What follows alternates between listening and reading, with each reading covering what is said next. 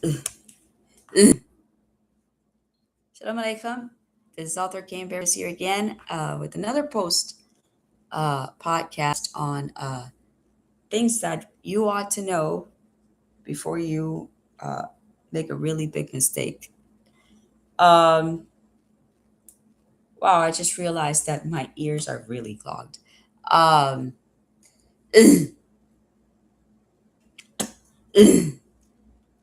so welcome here again, ladies and gentlemen, brothers and sisters, guardians of the vulnerable. Thank you for being in this place. Today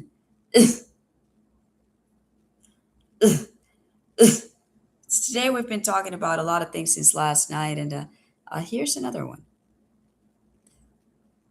This is something that's going to be uncomfortable. It's going to be ugly. Something that the enemy doesn't prefer that I even name. It's called spiritual abuse and ritual abuse. Two different beasts, same demonic breath. One hides behind pulpits, the other hides behind symbols and ceremonies. But both hide behind silence. And both have been allowed for far too long to roam freely because government systems, reporting structures, and even churches have been asleep at the wheel. But not today, not in this room, not on our watch. Now, spiritual abuse is not saying someone hurt my feelings at church, okay? This is the weaponization of God's name to control, shame, manipulate, silence, or dominate. It is scripture twisted into shackles, authority inflated into tyranny, leadership used as a leash, holiness used as a muscle. So it's when a pastor says, God told me you must obey me. And it is when a church says, reporting abuse is rebellion. And it is when a ministry says, your suffering is your sanctification. Spiritual abuse is not a misunderstanding, guys. This is a violation of God's character, and God utterly hates it. Have you ever heard a Jehovah's Witness say to you, oh, don't use the name Jesus, say Jehovah? And you're like, why? Well, first of all, they don't believe in Jesus. They believe in Michael. They believe that Michael is the warrior name of Jesus, and so you must call him like that. They also don't believe in praying in Jesus' name. You have to pray in Jehovah's name. And they make that such a big deal that it becomes abusive and even blasphemous. Now, what is ritual abuse? Well, it's different from spiritual abuse, but it falls within the category of spiritual abuse. Ritual abuse is not Hollywood horror. It is not movie style occult theatrics. It is organized violence, often sexual, often multi perpetrator, wrapped in ideological or symbolic frameworks. It uses ceremonial language, symbolic acts, ideological justification, and group secrecy. It is not mystical, supernatural, nothing like that. It is strategic psychological domination. And while the ritual elements vary, the harm does not. Survivors of ritual abuse report dissociation, PTSD, identity fragmentation, lifelong trauma, fear of speaking, and fear of not being believed. And too often they're right, because government systems have historically struggled to recognize, categorize, or even prosecute this kind of organized abuse. Ugh.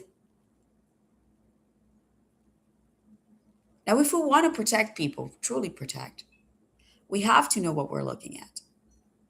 I know a whole bunch of people right now who, because they didn't know what they were looking at, fell to hell trying to stop ritual abusers, terrorists, traffickers, people who were doing the wrong thing.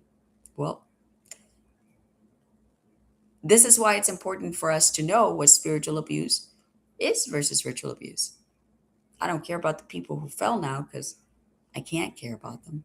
But, well, if they would have known these things better. So let's talk about symptoms. The signs that survivors show, the patterns predators use, and the differences between the two forms of abuse. Now let's start with the Lord rebuke Eliezer Echevarria. Let's start with spiritual abuse. I said no. Victims often show extreme guilt or shame tied to religious obedience,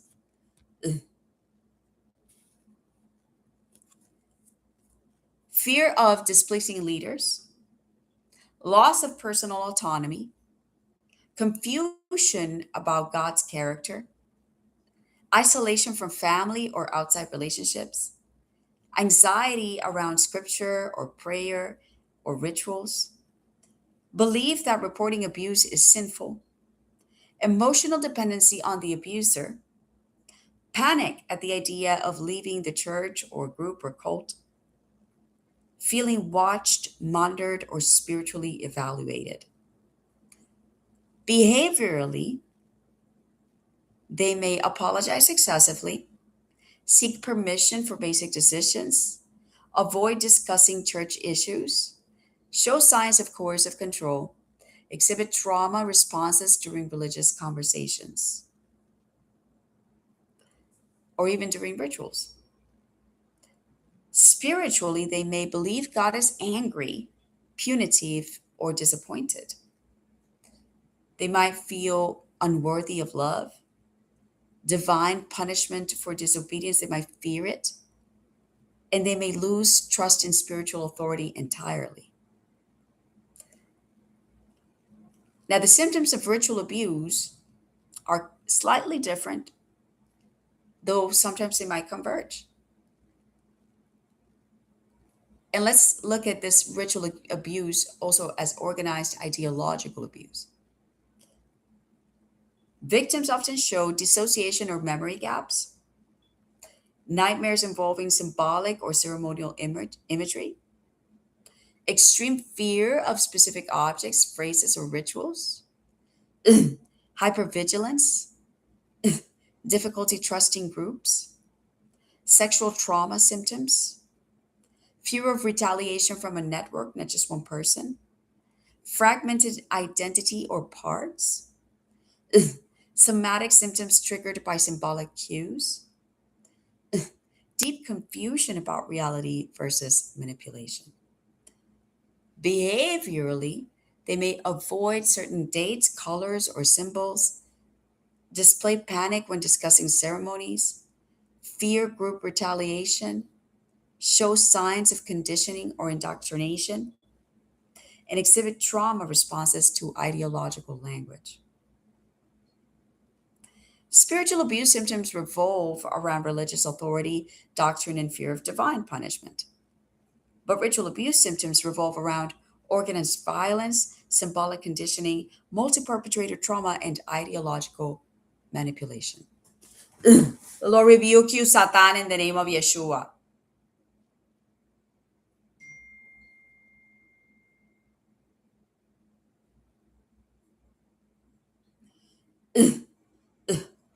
See, the devil doesn't like me to say these things.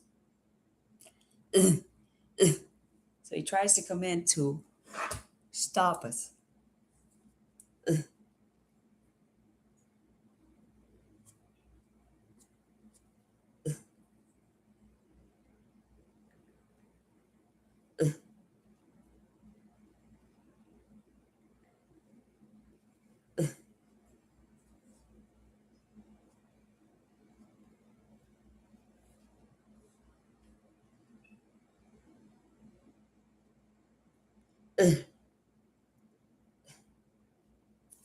Um,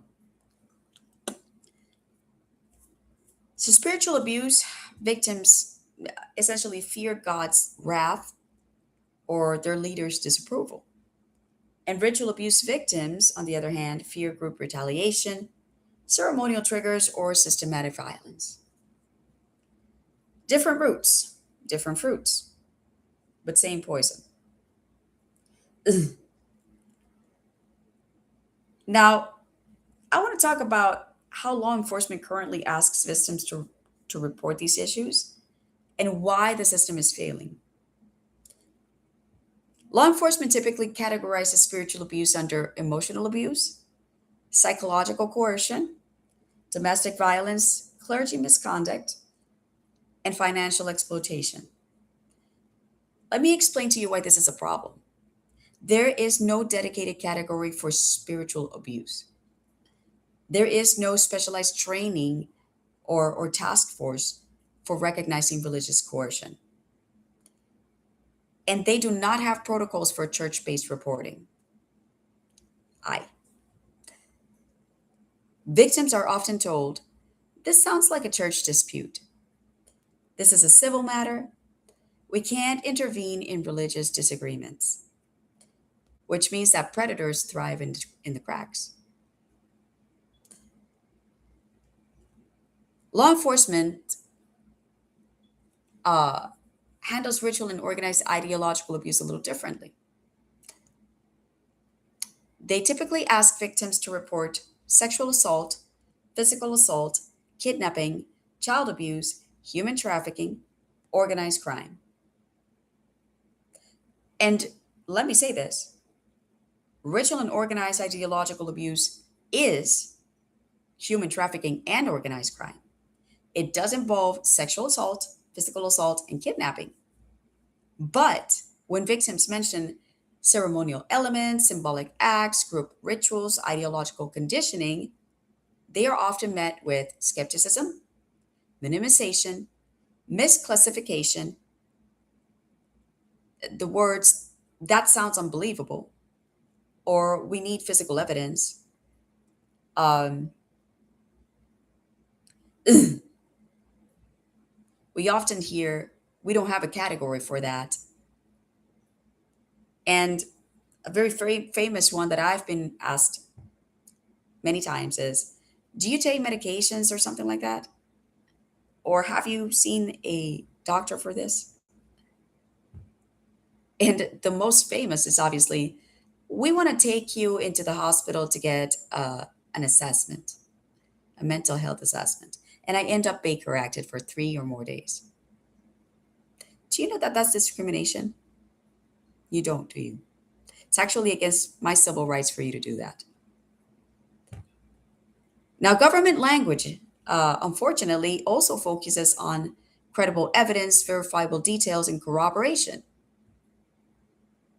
That's the biggest issue that we have, and why law enforcement is not handling things correctly.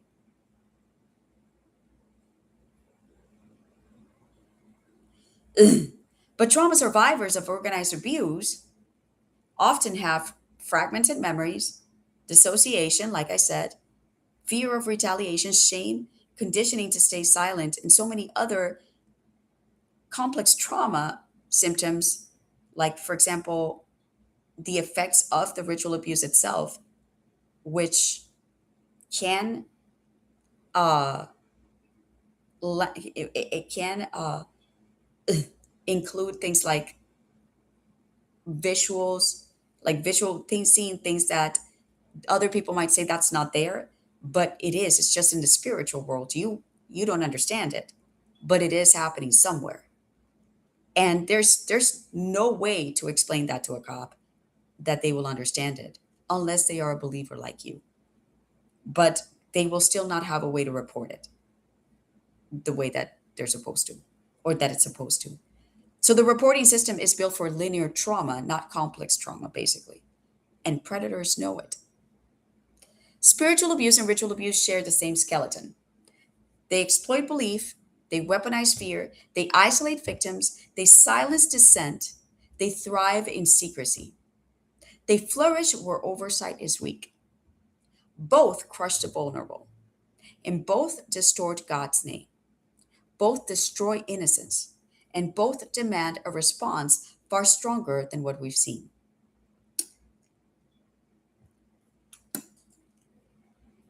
Now, how do they differ?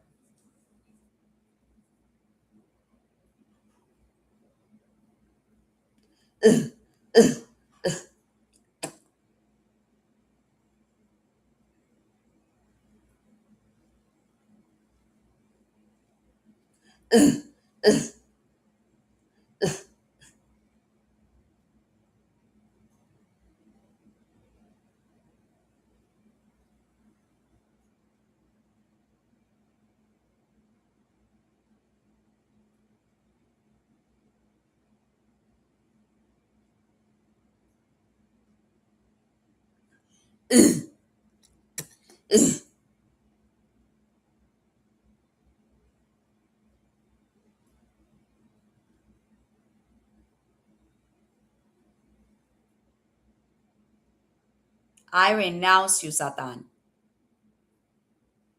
in the name of Yeshua. You can't try anymore. So, spiritual abuse is usually institutional. Churches, ministries, religious leaders.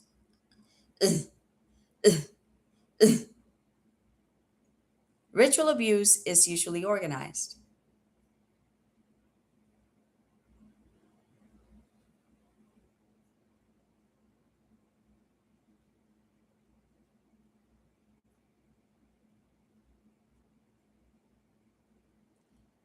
Networks, families, groups. Spiritual abuse uses doctrine. Ritual abuse uses ideology. Spiritual abuse is often hidden behind holiness, and ritual abuse is often hidden behind ceremony. Seemingly different costumes, same wolf. But let me explain something.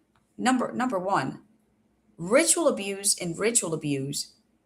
can don't don't always have to mean what you think it means. Spiritual abuse can happen in any church, cult, or group that has a spiritual belief. So not just at the Hebraic church that worships Adonai, but also at any other group or church. And I'm not saying this because I believe in those other churches or those other dogmas. I'm saying that because the abuse can happen to those people too. And, speaking about global rights and being, loving the otherness, I have to, speak to that as well. Because if there is a man being abused at his Hindu center, in this kind of way, if there's a religious leader who's telling them, for example, oh, you have to obey me because Brahman would want you to, because I'm your spiritual leader. Um, and if I tell you to clean all the floors with your tongue, then you have to do it as a punishment. Um, you know that that's that's abuse, and it's spiritual, and it has to count toward this conversation because that is a person, and that person would be better treated by the true God, obviously. Um, and if God tells you, the true God tells you to clean the floors with your tongue, you're either being told to prophesy something really mean, or you're being punished very severely. But that's probably because you did something very wrong, or God has a very big, you know, um, purpose towards it. God doesn't want us to suffer as his children. He wants us to enjoy our lives. But sometimes he has to make a point. And sometimes that point is made through drastic measures.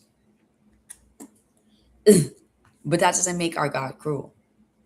A religious leader who tells you, you have to obey me, you have to do what I say, and even coerces people to do things like take a Kool Aid and kill themselves to see if God will bring them back, you know, that's institutional abuse.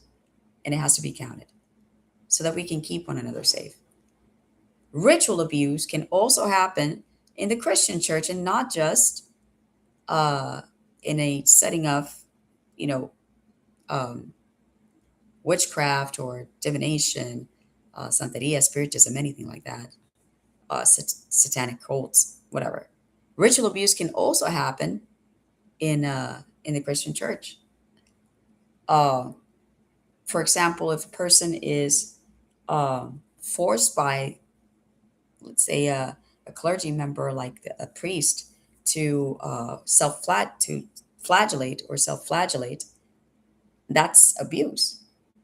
Because flagellation, if you take on it, it should be your own decision to do it because that's your body.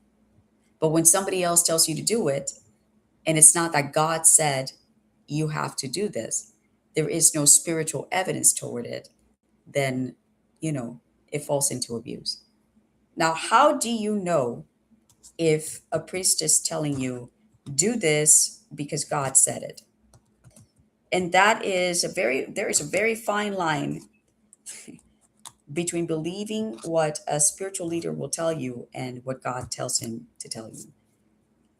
In terms of hurting yourself or hurting another or causing any sort of pain or damage, anything that might put you in jail, you have to ask God twice. I was once told something that I believed came from God, and I still believe it came from God. Um, and I remember telling God, I don't know if I can do that. Now, what God said was, if you want to do this, you can. Just like on the day that He said, if you want to get a gun, go ahead and get it. He didn't tell me, go get a gun. He said, if you want to, go and get it. Because I had been thinking of getting one for my own protection, Second Amendment rights, not to go around killing people, just, to feel safe because I'm a victim of stalking. And at least twice I've been, in situations where I believe that I've been in danger of being abducted or, something of the ilk. Uh, and I have been physically uh, harassed during stalking situations. And what's been done to me is very specific. So me owning a gun is not a crazy idea, especially if Second Amendment rights uh, are available to me, and they are. Um, so um, so when a priest tells you you have to do this, and it's something that is potentially harmful or that is directly harmful, then like Peter did in the dream, um, where he saw that God was saying to eat unclean animals. And Peter said, Lord, no, because I've never eaten anything unclean. You have to ask, and you have to ask the source. So if anything like that ever happens to you, you say, I am not going to do this unless the Lord confirms it to me directly. And the reason why you do that is because there are a lot of people out there right now trying to take advantage of Christians, trying to take advantage of faith, of their faith, especially children, women, and maybe even men in you know what kind of terms, right? In very specific abusive terms. We've heard about this in the Catholic Church. There's been a lot of pedophilia because of this. People trust their priests, and the Lord rebuke it, and they do things that are not right because they were told probably God said, or because they trusted their leader. All right, so I just wanted to make a point of that to make sure that we understand even ritual abuse can hide behind holiness, and even spiritual abuse can hide behind ceremony. The truth of the matter is that God hates them both because God is a defender of the vulnerable. He's a breaker of chains. He is a protector of children. He is a judge of injustice. He loves women. Uh, doesn't matter what some people or cultures or religions believe. God hates oppression, manipulation, violence, deception, and exploitation. He hates when his name is used as a weapon. He hates it when innocence is devoured. He hates it when shepherds become predators. The Lord rebuke you, Satan. I renounce your food. I renounce your drink in the name of Yeshua.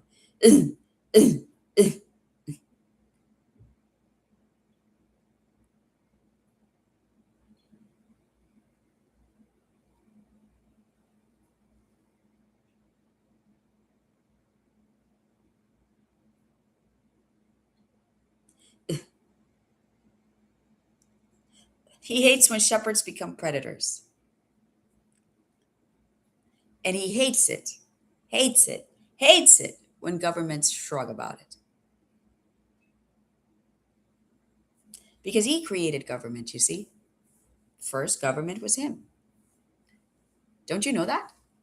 The reason why you are prime minister, president, king, queen, duke, governor, mayor, or even a supervisor at a McDonald's is because God created government. God was government before anyone was government. Some administrations have acknowledged organized abuse patterns.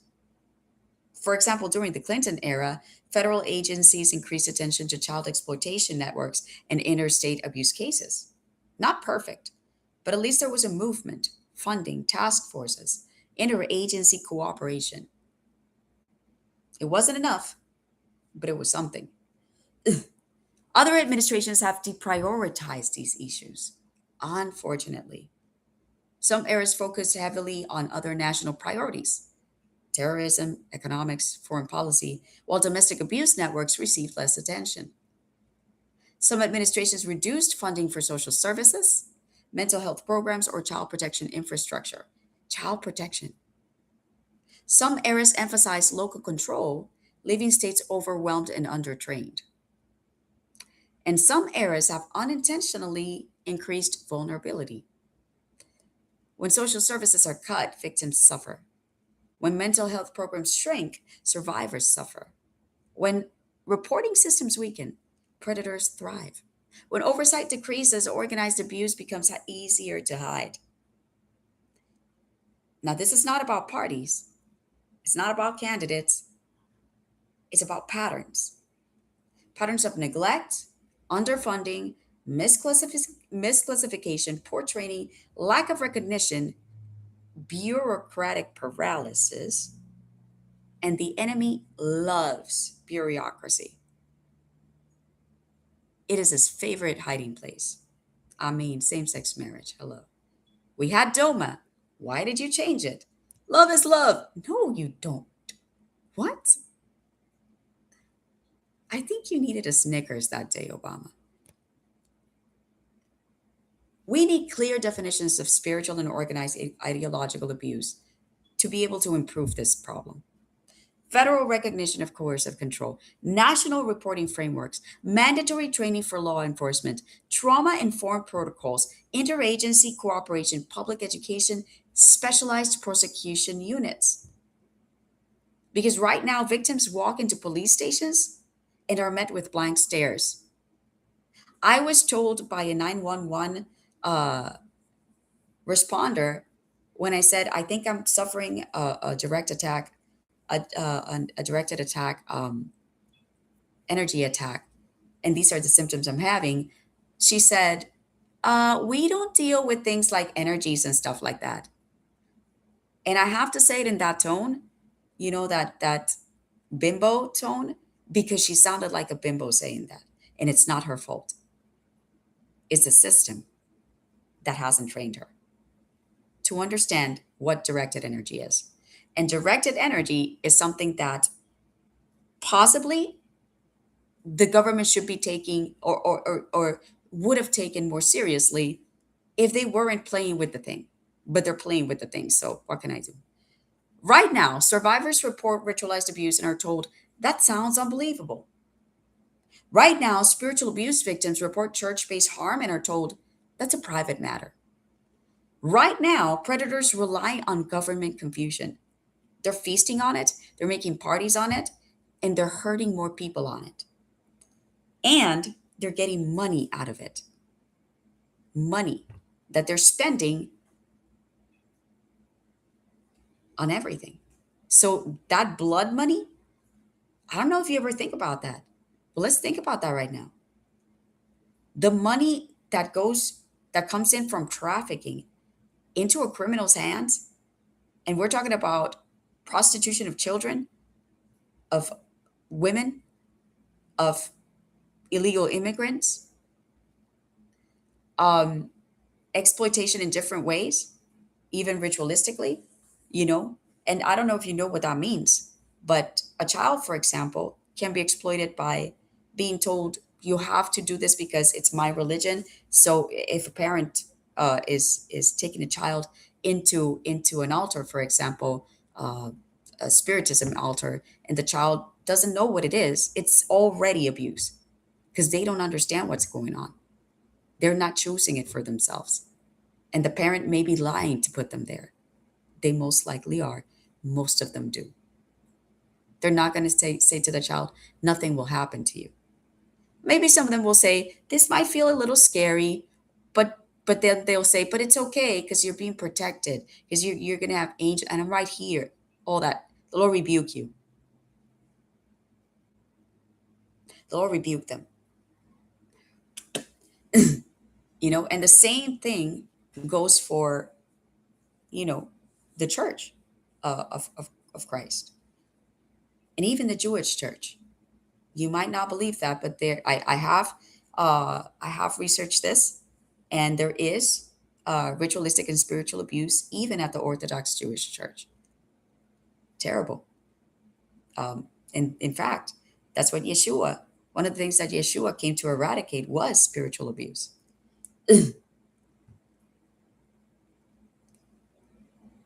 So predators, they thrive on the confusion that the government has right now about all these things. And confusion is not a defense, but an invitation.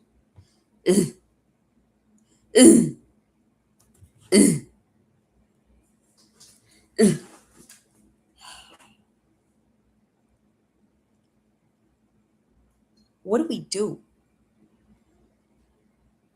How do we fix this?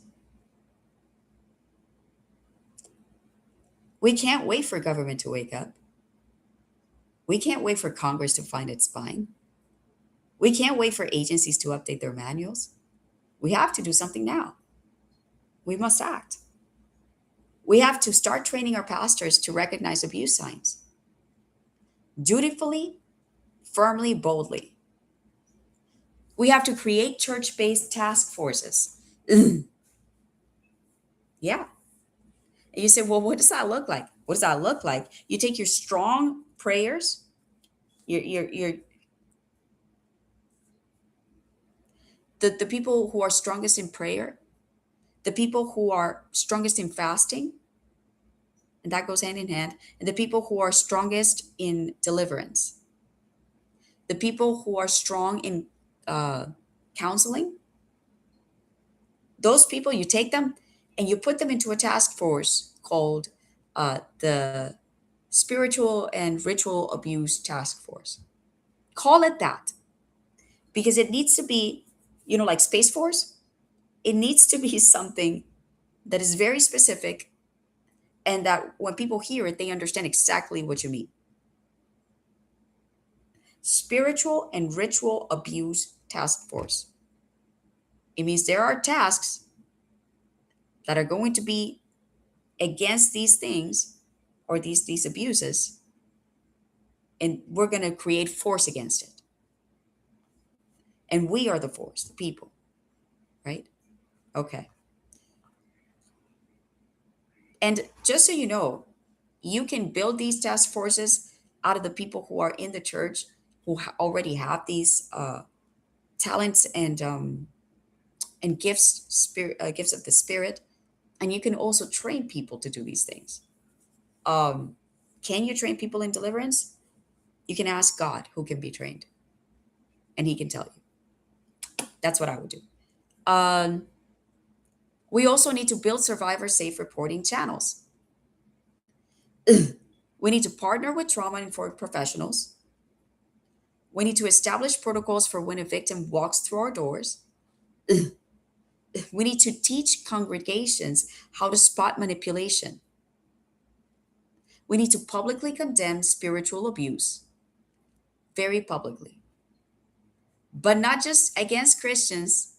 No, no, no, no, no, no, no. Because that's what you're doing today, America. You are setting your sights on the spiritual abuse that comes from the person who has a Bible that was written under the Hebraic law, under the Torah. But you're not looking at the spiritual abuse that's happening at the Buddhist center or at the Satanic church. You're not. You're not looking at the spiritual abuse that's happening in a little room somewhere with a spiritist and his voodoo doll and a child. You're not looking at that because you're not used to that being spiritual abuse. We have to publicly condemn organized ideological abuse. Publicly. We have to come out and say it. Harry Potter is organized crime. It is. It doesn't matter that you think that Harry Potter's a good guy. He's doing magic. What they don't show you is what magic does in the spiritual realm because J.K. Rowling didn't go into spirituality. She went into fantasy. She wrote a book about, it's a fiction book.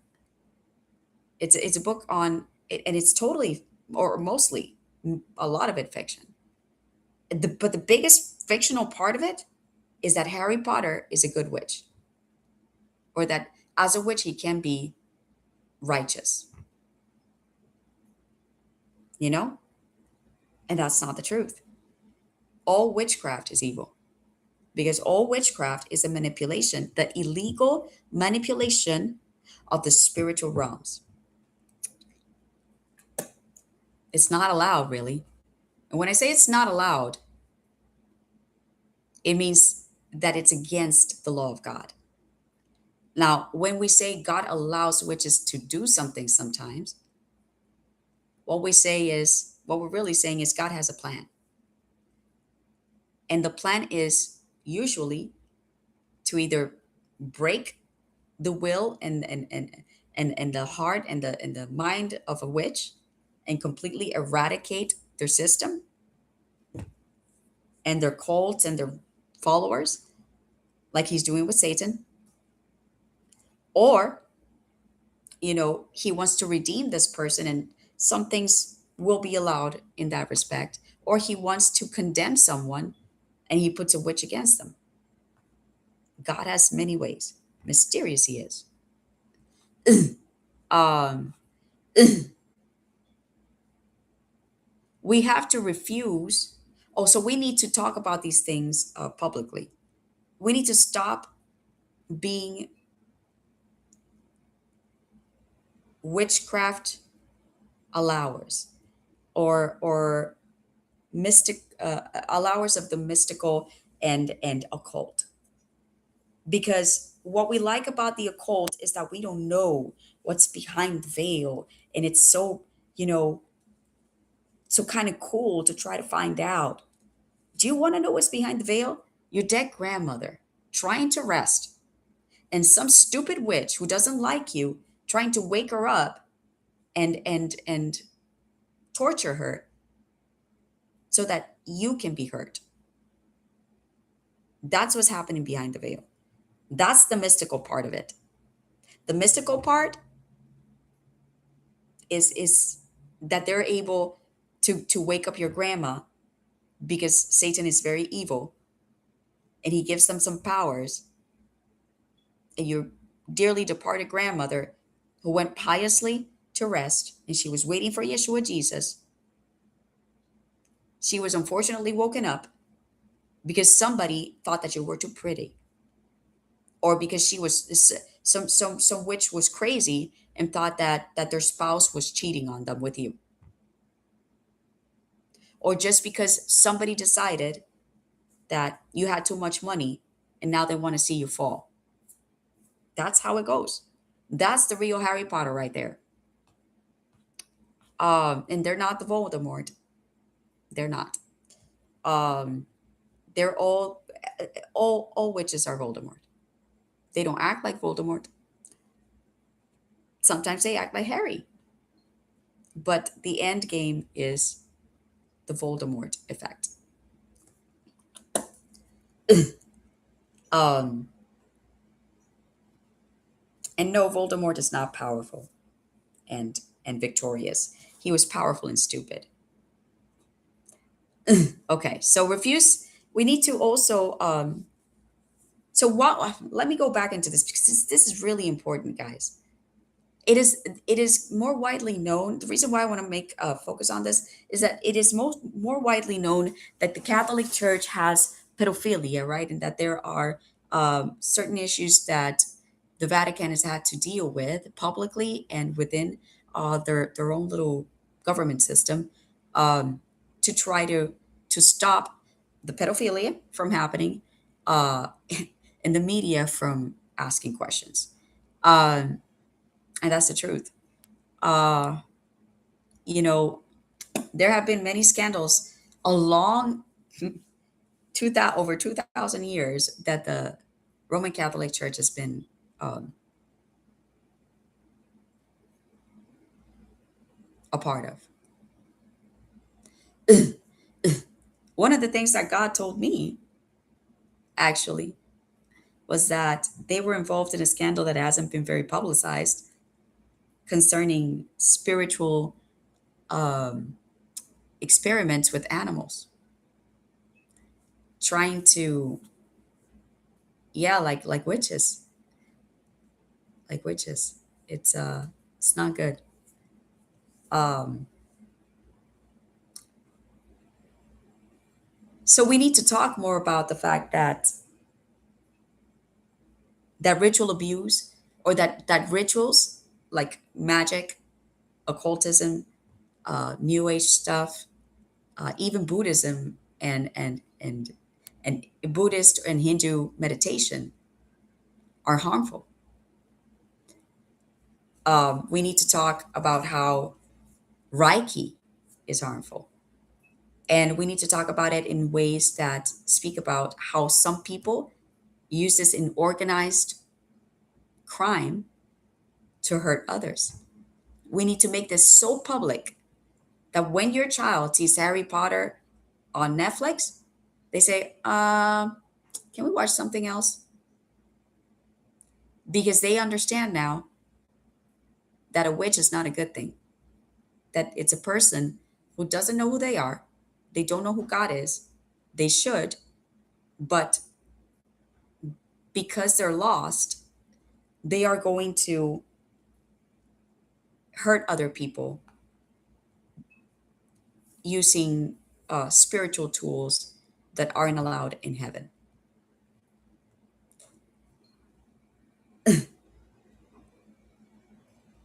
We need to talk to this issue because we're losing a lot of people to it. We're losing their minds.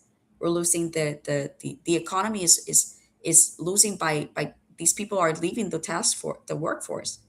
You know, a witch gets a hold of you within a few months, you could be in a hospital. You know, with some issue that you don't understand where it came from. Those are very evil witches, and if God allows them to hurt you for any reason, it'll happen. Um, but nobody knows that it happened that way.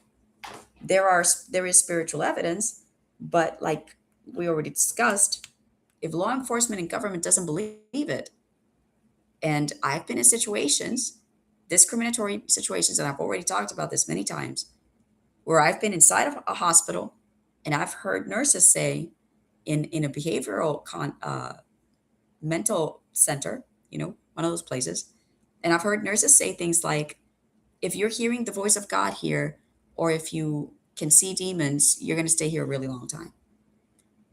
And that's not only unconstitutional, it's not the truth. If we publicly live by the truth spiritually, we're going to be the actual great nation that we want to be. So let's get on that. We also need to refuse to protect predators. One way to do that is by publicly condemning spiritual and ritualized abuse.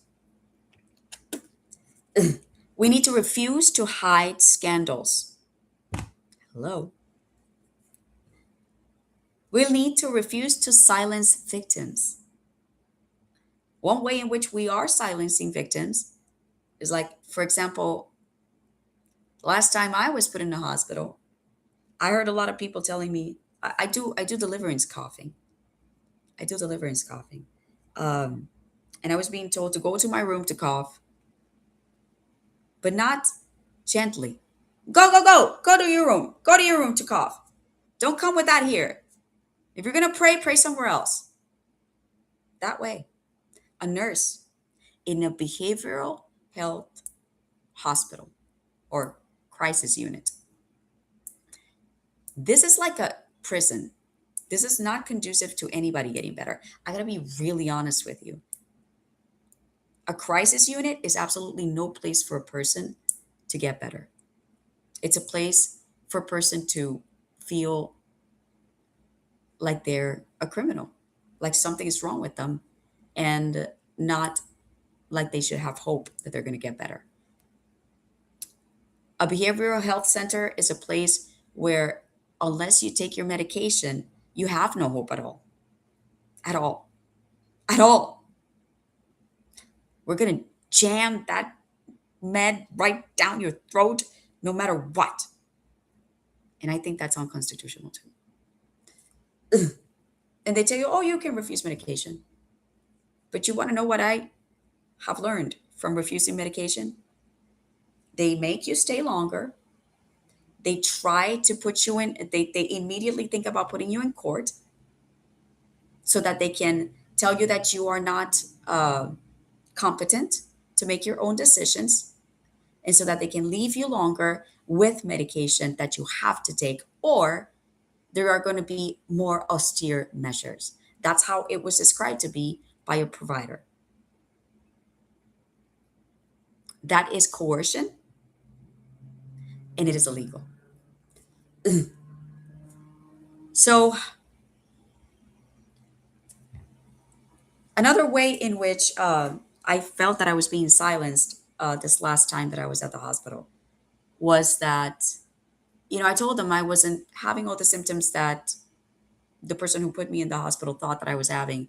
And that all I was really facing was one particular thing that I was already taken care of.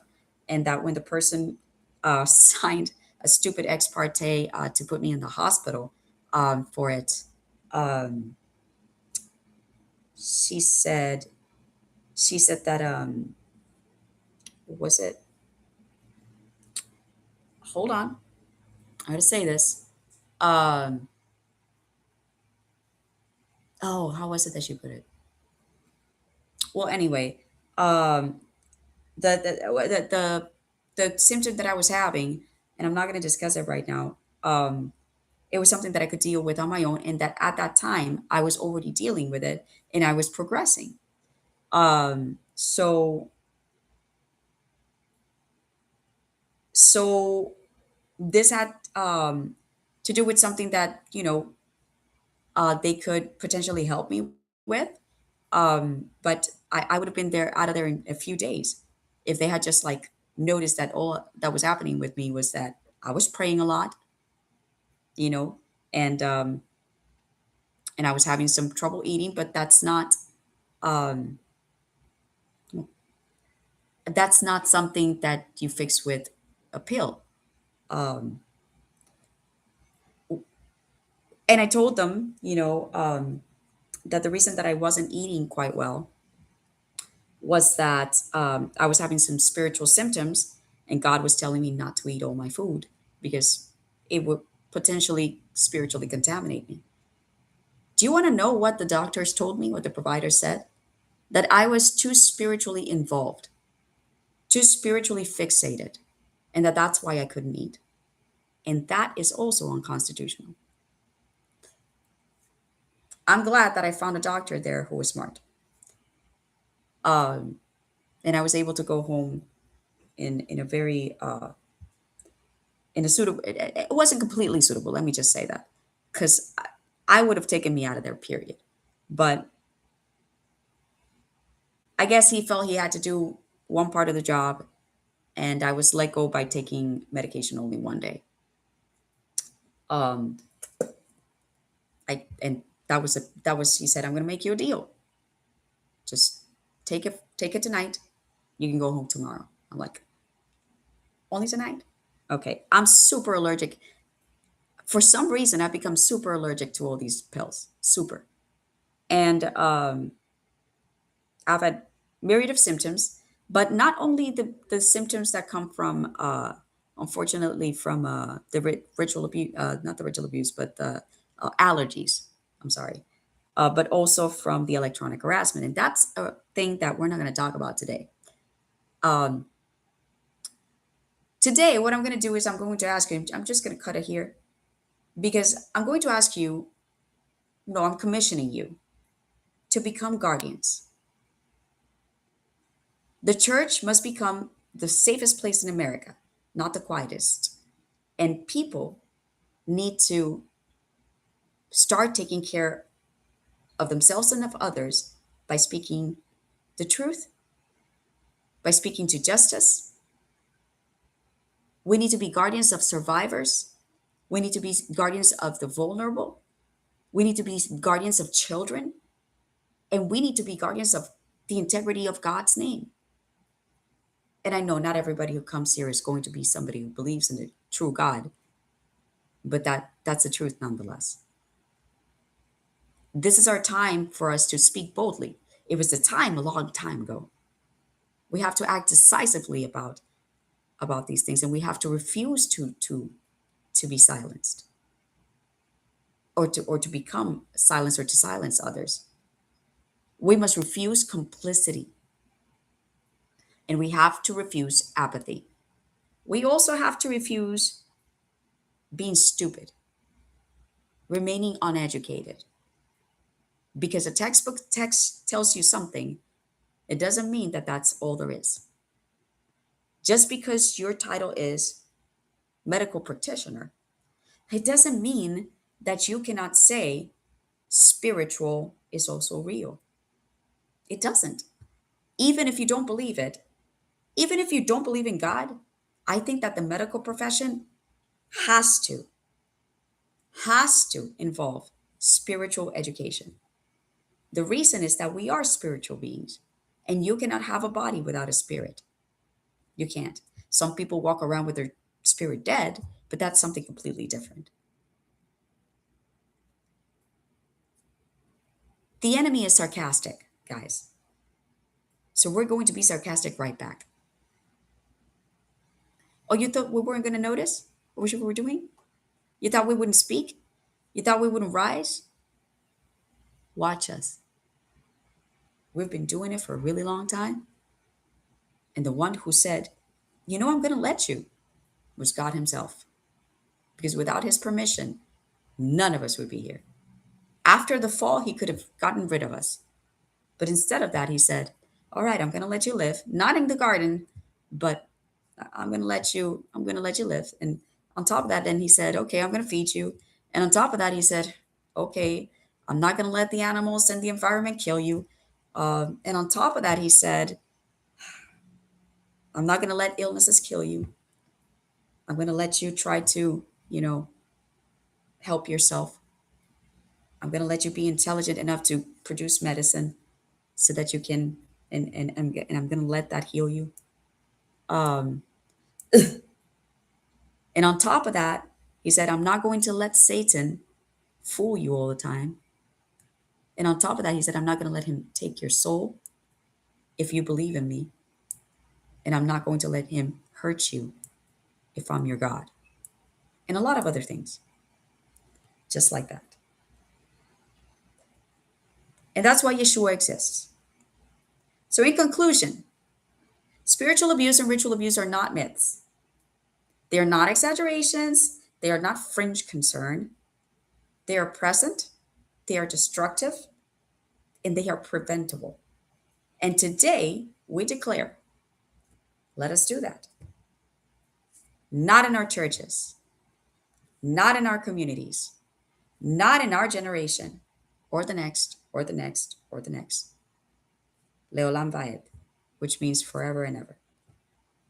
We will protect the vulnerable. Let's also declare that. We will expose the darkness.